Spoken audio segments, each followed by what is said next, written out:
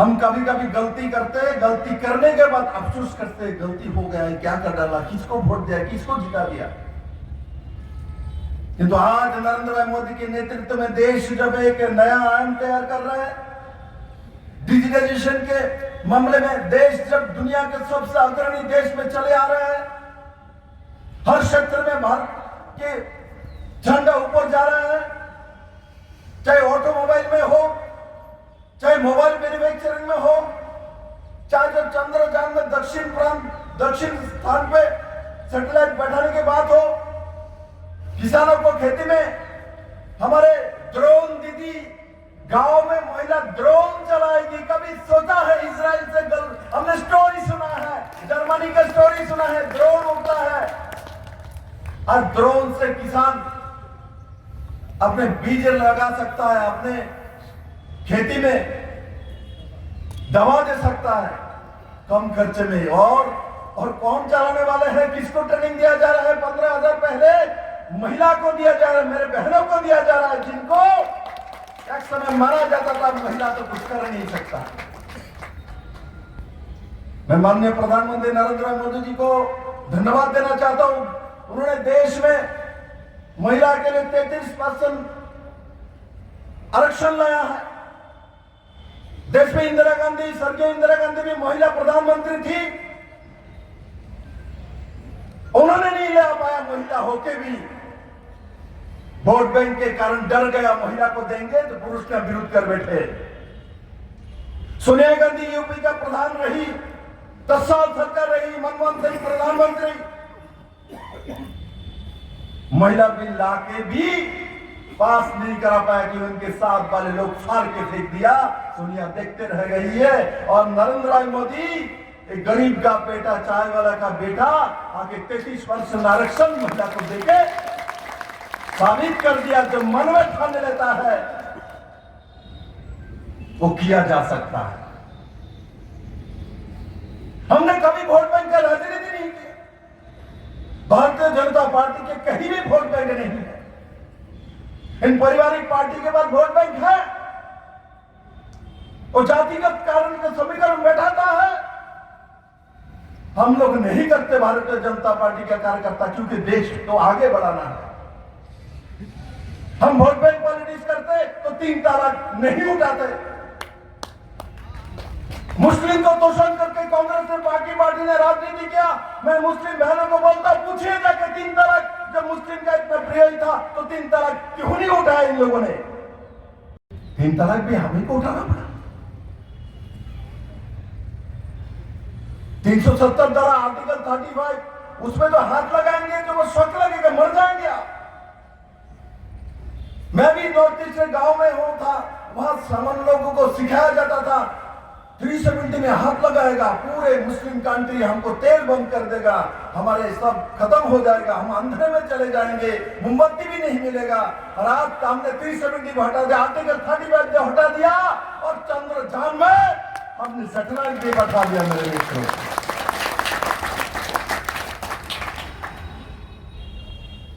ये सब बहन फैलाने वाले लोग थे इस देश में। इंग्रेज चले जाने के बाद भी इंग्रेज के पुत्रों इस देश में राजनीति में रह गया। इनका सोच उसके माध्यम से निकलता था। मेरे मित्रों, आज नरेंद्र भाई मोदी जी ने और एक बड़ा काम किया है। ये हमारे जीवन के पद्धति को बदल देगा। मेरे मित्रों, असली फ्रीडम तो हमको अब मिलने वाला है, क्योंकि राष्ट्रपति जी ने उसमें मोहर लगा दिया है। वो कौन क्या है? भारत के 3 आइन जो है, सीआरपीसी, उसके बाद आईपीसी, एविडेंस लॉ, ये 3 लॉ में हमारा चलता है जीवन शैली। और तीनों अंग्रेज का बना हुआ, आज से 150 साल पुराना आइन था। इनको इन लोगों ने परिवर्तित नहीं किया। इंग्रेज चले गए, इंग्रेज का कानून इस देश में लागू रह गया। उसी कारण से बार बार देश में ऐसा होता है, ऐसा सोच जाता है।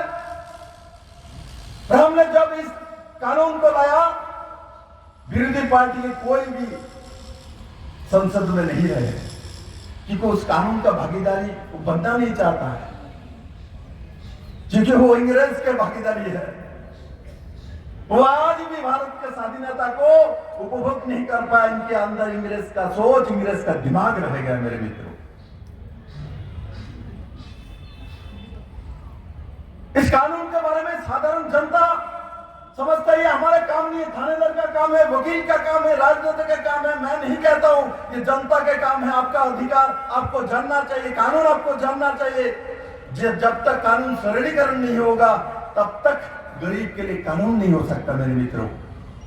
ये कानून अंग्रेज के लिए बनाया था, इसलिए नंबर 1 पे कौन सा सजा, कौन सा कानून रख के रख दिया था अंग्रेज ने? नंबर 1 पे देशद्रोहिता केस सबसे आगे। और क्या है इसमें? सरकार के खिलाफ, सरकार के अधिकारी, सरकार चलाने वाले किसी व्यक्ति के खिलाफ आपने कुछ भी बोला तो आपको पर राजद्रोह का केस होके फांसी तक आपको ले आ जाएगा। ये पहला कानून है देश का, सबसे ऊपर। और महिला को बलात्कार करके मार दे, उसका धारा कितना है?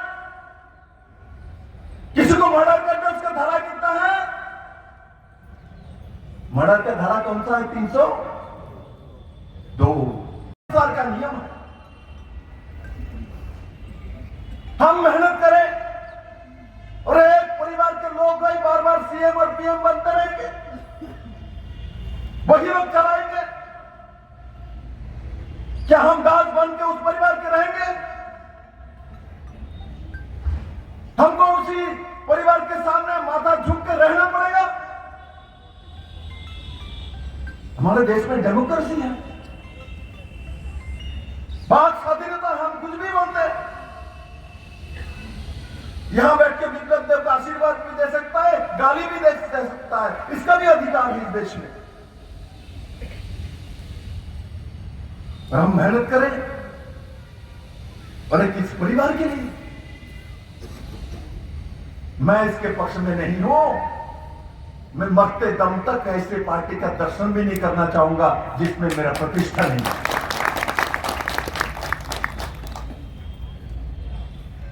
मैं अपनी बात नहीं बोल रहा, मेरे माता पिताजी के इच्छा के बारे में बोल रहा हूं।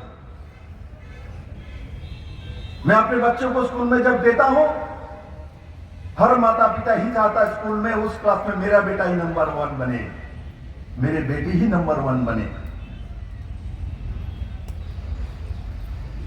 ये तो दुर्भाग्य इस देश का। अंग्रेज जाने के बाद भी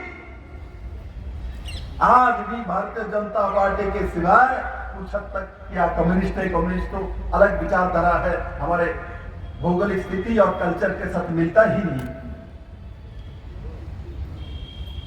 किंतु तब भी मैं इसका नाम इसलिए ले रहा हूं, इनके यहां भी परिवारवाद नहीं चलता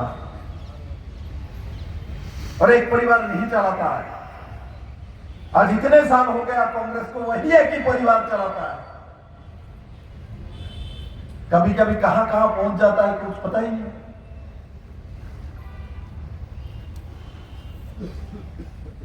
इसलिए मेरे सोहना के सभी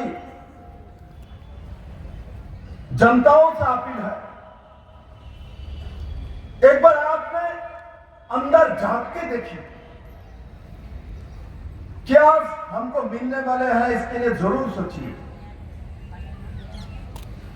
किंतु बीजेपी नहीं हो तो क्या खोने वाले हैं इसके बारे में भी सोचिए। बीजेपी नहीं है, नरेंद्र भाई नहीं है, तो उसके पीछे जाके एक बार सोचिए तो आपको क्या क्या देखना पड़ेगा दिन।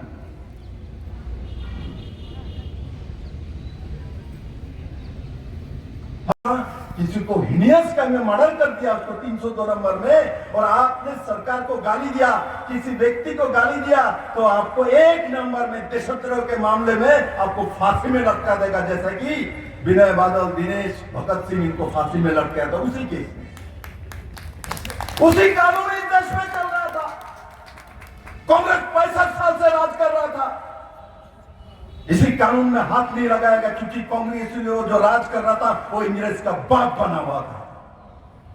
उस कारण से उस कानून को हटाया नहीं, क्योंकि उस कानून को हटाएंगे तो वो सत्ता में ज्यादा दिन रह नहीं सकता, हमको अत्याचार नहीं करता, हमको डरा नहीं सकता। मेरे मित्रों, आज उसी कानून को परिवर्तित किया है अमित भाई शाह जी ने। कानून रह गया, कानून में क्या किया, इसमें आपको सरकार को गाली दे, सरकार को कुछ बोले, सरकार में बैठे हुए व्यक्ति को कुछ बोले, इसके लिए आपके ऊपर राजद्रोह का केस नहीं होगा। मेरे मित्रों, राजद्रोह का केस है, होगा। आप देश के खिलाफ बोलेंगे तो किसी को छोड़ा नहीं जाएगा, राजद्रोह का केस होगा और उसको जावज्जीवन जेल में रहना पड़ेगा। मेरे मित्रों, कानून में ये बदलाव हमने लाया है 75 साल। इस देश में खाता है, इस देश में रहता है, अपने आप को विद्वान बोलता है, संगीत बोलता है, पीएचडी होल्डर बोलता है और पुस्तक लिखता है कश्मीर को पाकिस्तान को दे देना चाहिए, इनको पर आप कुछ केस नहीं कर सकते हो। इस देश में कानून नहीं था। कम्युनिस्ट एक बड़े नेत्री, सोशलिस्ट, मैं इसका नाम नहीं बताऊंगा, पुस्तक लिखता है कश्मीर को दे देना चाहिए पाकिस्तान को। आज लिखो मेरे बहन, लिख के दिखाओ तब तो सीधा जेल में पूछ के रख देंगे। ये काम बहुत पहले करनी चाहिए थी। ऑर्गेनाइज क्राइम होता है। मैं जिस जगह में सोहाना में आया हूं, मुझे मालूम है यहां भी ऑर्गेनाइज क्राइम होता है, मॉब लिंचिंग होता है। मॉब लिंचिंग के लिए कोई कानून ही नहीं था, इसीलिए कम्युनिस्ट माओवादी लोग मॉब लिंचिंग करके सबको मार देते थे। कुछ नहीं होने वाला कि ब्रिटिश ने जानबूझ के ऐसा बनाया था कि कोई इस तरीके से मॉब लिंचिंग को मारते थे, तब तो उस कानून में खुद फंस जाएगा, इसलिए कानून में उसका व्यवस्था ही नहीं लाएगा। आज हम मॉब लिंचिंग को कानून की व्यवस्था में लाया है। मॉब लिंचिंग करेगा तो उसको जावज्जीवन जेल हो जाएगा, नॉर्मल सेक्शन लगा दिया मेरे मित्रों। और साथ ही साथ जो ऑर्गेनाइज क्राइम करता था, विधायक भी जरूर जानता है, ऑर्गेनाइज क्राइम करके छोटे मोटे सामने जो लोग रहेगा उनको पकड़ा जाता है और उनका साजा कितना था, 6 मंथ का साजा, कुछ नहीं होने वाला है। आज हमने ऐसा कानून लाया, अभी नया कानून जो है, ऑर्गेनाइज क्राइम किया तो इसका मूल व्यक्ति कौन है, कहां बैठे हैं, उसके ऊपर भी इतना कठोर कानून लगाया हमने। 15 साल की सजा लगाया, नॉन वायलेंट सेक्शन लगा दिया और अंतिम व्यक्ति तक चाहे वो विदेश में भी रहे उसको भी निकालेंगे, ऐसा कानून बना दिया। करके रख देगा मेरे मित्रों। उसके बाद इस देश में कानून ऐसा बना के रखा हुआ था, एक डायलॉग मैं अभी बोलूंगा, किसका, धर्मेंद्र के बेटा, क्या नाम, सनी देओल का, क्या बोलता है वो, बोलता है कानून क्या, तारीख पे तारीख, तारीख पे तारीख, तारीख पे तारीख, बोलता है ना, डायलॉग बहुत फेमस हुआ था। अभी और वो बोलेगा नहीं, क्योंकि आप तारीख पे तारीख नहीं लगेगा। अमित भाई शाह जी ने तय कर दिया, कोई भी केस 3 साल के अंदर खत्म करना पड़ेगा। इस देश में वो कानून लाया है। हम लोगों को, बहुत लोगों को पता नहीं है, मैं 15 प्रमुखों में मंडल प्रेसिडेंट हूं, ये तो इतना जानकारी नहीं है। मेरा सौभाग्य है कि ये कानून बनाने वाला टीम में मैं भी हूं, मैं भी इसका मेंबर हूं, इसलिए मुझे ये सब पता है। खान पान में मिलावट, भारत में हर चीज में मिलावट कर दो,